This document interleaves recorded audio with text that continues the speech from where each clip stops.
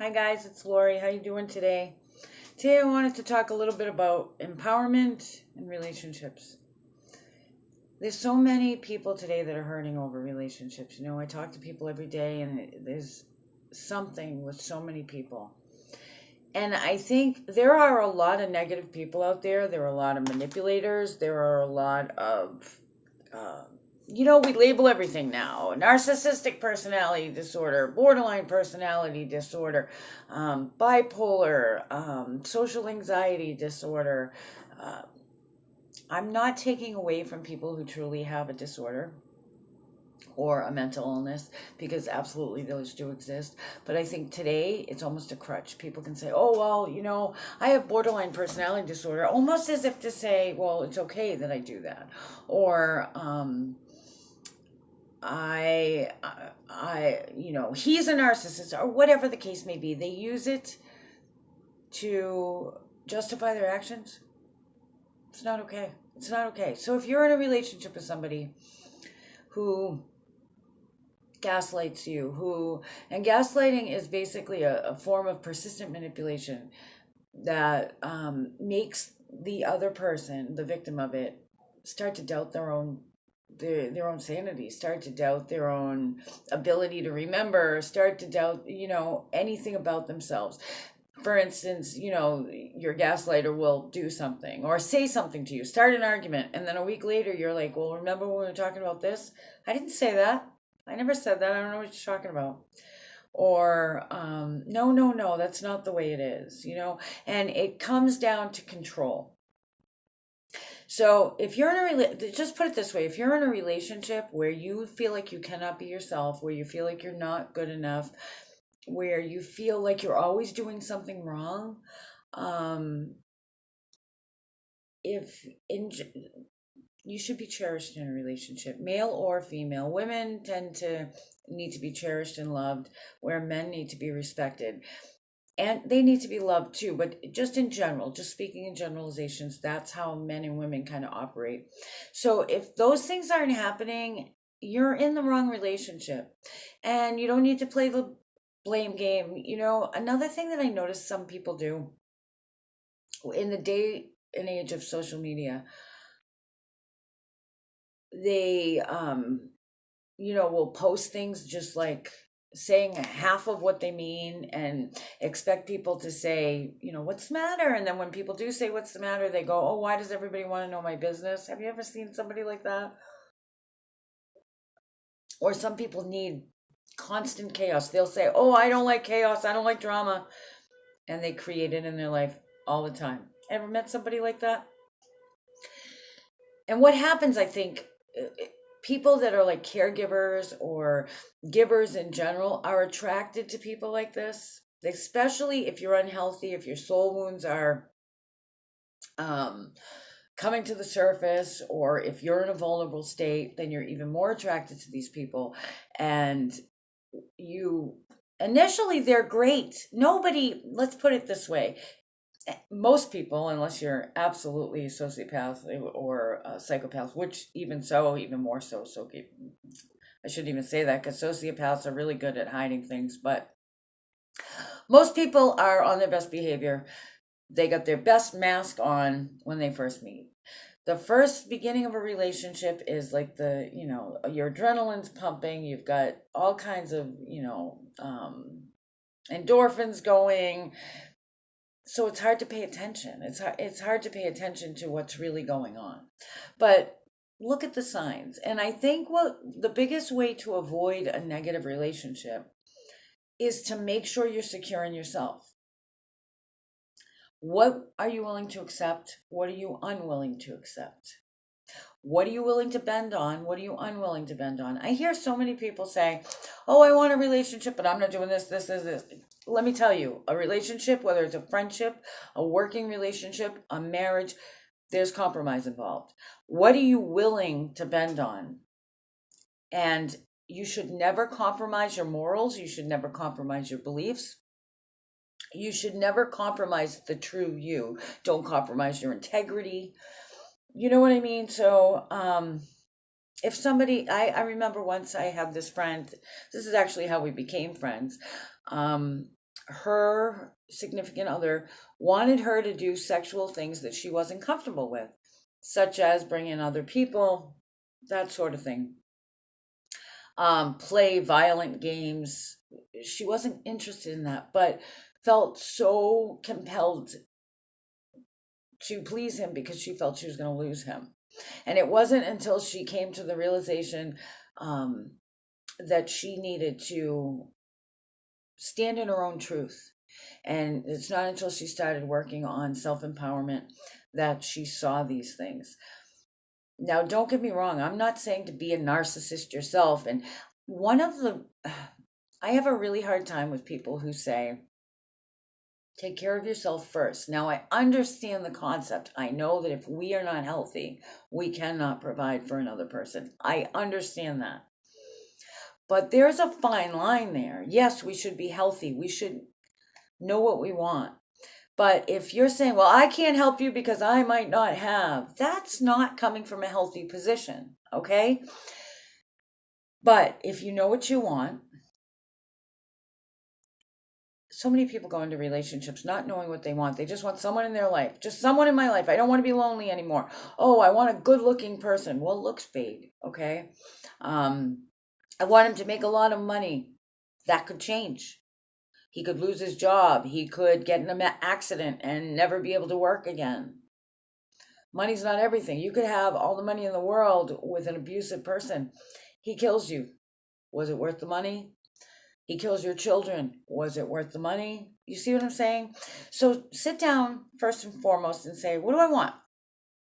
What do I want? What would a relationship improve in my life? Because I believe that we were designed to be in partnership because that's how God designed us. Not only do we create children that way, but life is easier with two, right? It's easier with two. It's easier not only financially, but it's easier when you have someone to talk to, when you can rely on each other. It's just easier. It's the way we're designed. No man is an island, you know? Now, some of us, that you're lot in life to be alone. That's okay too. As long as you're okay with it, truly okay with it, then that's okay too. But are you okay with it? That was my next point. So what do you want in a relationship? What are you willing to give? And what do you want? What's important to you? And then what are you willing to give? How much are you willing to bend? Because if you're not willing to bend, you don't belong in a relationship. That's not fair to anybody else. A relationship should enhance your life. It shouldn't take away from your life. If all your friends and family are saying, oh, something's wrong here, pay attention. So many people say, oh, no, you don't understand. But if everybody else is seeing it, chances are everybody else is right, unless everybody else in your life is a total a-hole, which I doubt. I'm sure you don't have everyone in your life that's a jerk. You know what I mean? So if everyone is saying it, it's time to pay attention. Watch your animals too. Your animals are going to see. But if somebody is trying to control you, if somebody tries to pull you away from your family and friends, if they're always complaining about someone, I know my son was with a girl that she's, I believe, a sociopath. Anyway, it doesn't matter. But she was always, and I said, always complaining about me. And I said to him, I understand getting into it with your in-laws and, especially if you got like a nosy in-law or whatever. But and I'm not perfect. I'm sure I did things that maybe I shouldn't have, but this girl would go ballistic about me. And then I found my son, because we're extremely close, torn in the middle, and feeling like he had to do something because she was unhappy. But the thing is there wasn't a problem. She would create problems because she was trying to isolate him away from the people that loved him and the people that could see through her. Men do this all the time. Women do this all the time if they're not healthy themselves. So if somebody wants to pull you away from the people that love you, and I'm not talking about people that are bad for you, because sometimes in a healthy relationship, your spouse or your significant other will notice that person's bad news. They won't manipulate it, though. They'll come right out and tell you, oh, I think that person's bad news. Like, they won't manipulate it and say, oh, so-and-so said this to me. And some girls, oh, so-and-so hit on me. Or guys, say something, I don't know. But you know what I mean. if they try to isolate you, if they try to cause problems, if they say they don't like drama, but they cause drama wherever they go, if you feel caught in the middle and that you cannot be yourself, if you feel like you're walking on eggshells, you're not in the right relationship. If the person manipulates you, cries, you've got you're going to a concert with friends, it's been planned for months. When you first approached your partner with it, they said they couldn't go. So you said, okay, do you mind if I go? Because that's, you don't have to ask permission, but it is nice, I mean, to run it by your partner. If your partner's in life, everything should be run by them. Your partner should also feel able to say, you know what, honey, I'd rather you don't go, without an argument, as long as there's a legitimate reason. Because I'd really like to go with you and I'd feel bad if I miss it. I know that's kind of selfish, but is it okay? Or so and so is going there and I really don't trust that person, whatever the case may be, so each person should be able to say, this is how I feel, without an argument. And you should be able to work things out. You should never have to feel like you're walking on eggshells, or that you have to just keep your mouth shut, that you can't say anything for fear of an argument. If you should treat your spouse, your lover, your significant other as your friend, as somebody that you love. When you love somebody, you don't go, I don't want you talking to that person, right? You don't get jealous because you're secure in the relationship. So you might get a little jealous, like, oh, that girl's prettier than me, but you're secure in the relationship. If you're truly in love, you're truly in love. I mean, granted, no, neither spouse should be hanging out with the opposite sex like all the time.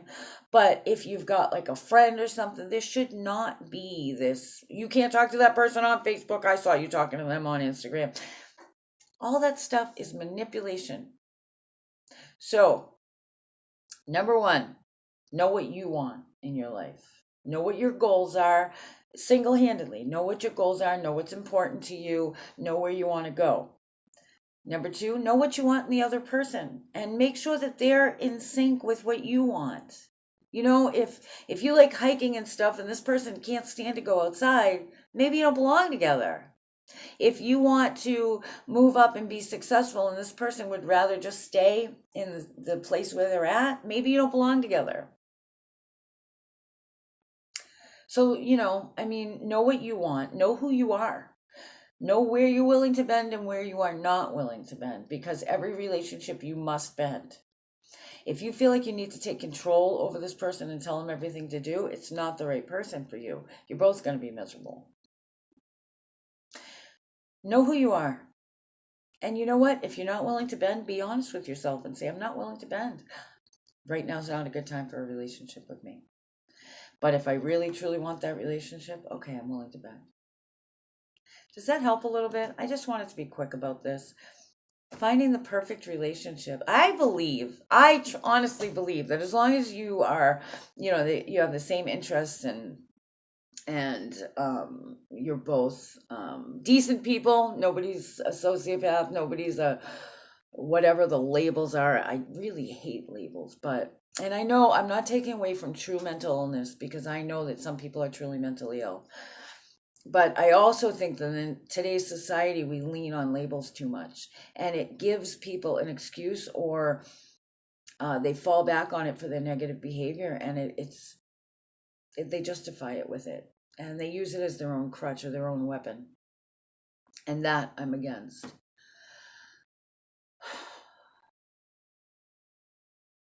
Relationships should enhance our life. We're designed to be with someone. Like I said, there's some of us that are meant to walk alone for whatever reason, and that's okay too. But the majority are meant to be with somebody. And that's why people are so lonely when nobody's with them, But look at it. What are you so lonely for? Is it something lacking within you? Because if you come to the table of a relationship in the healthiest emotional, spiritual place you can be, then you are ready to contribute to that relationship. You know what I mean? You shouldn't be unequally yoked. And what that means is you should be on the same page in your beliefs. You should be on the same page in your maturity level. Being unequally yoked, if you yoke yourself to a person, if you are a Christian and you yoke yourself to a person that is not and has completely different beliefs, you tend to sway with your partner. And chances are, if the negative, for some reason, we lean towards the negative. We're so much easily sucked into the negative. So your partner should be somewhat on equal standing with you emotionally. Finances, that doesn't matter. I mean, no, I'm not saying a gold digger's okay. Finances shouldn't matter. As long as together you can make it, you're good. Um, and that both people are equally putting in their part, you know, and not necessarily dollar for dollar, but equally putting in the energy. Um, and make sure you're equally yoked in your belief system, you know, in your spiritual levels. I mean, I'm not saying you have to be exact. It's great to be with somebody that you can learn something from and you can teach something to, because that keeps it interesting. You keep flowing together, you grow as a couple, but you need to be with somebody who is along the same lines. So many people are just hunting for a relationship and they take the first thing that comes along and they get hurt, or they get, God forbid, sucked in and attached to this person for life, maybe through having children or whatever. Come on, people. Know what you want. So, know what you want, number one. Know what you're looking for, number two. Number three, know where you're willing to bend and where you're not. Number four, never compromise your morals, your integrity, or your true core beliefs. And number five, pay attention. Pay attention to more than just good looks. Pay attention to the conversation, because you're going to catch those little clues right in the beginning. If he or she's talking about their exes, if everything's their fault, there's a problem there. If he or she is trying to control you in the very beginning, there's a problem there. Just pay attention. All right, guys, I hope you have a great day. I'll talk to you soon.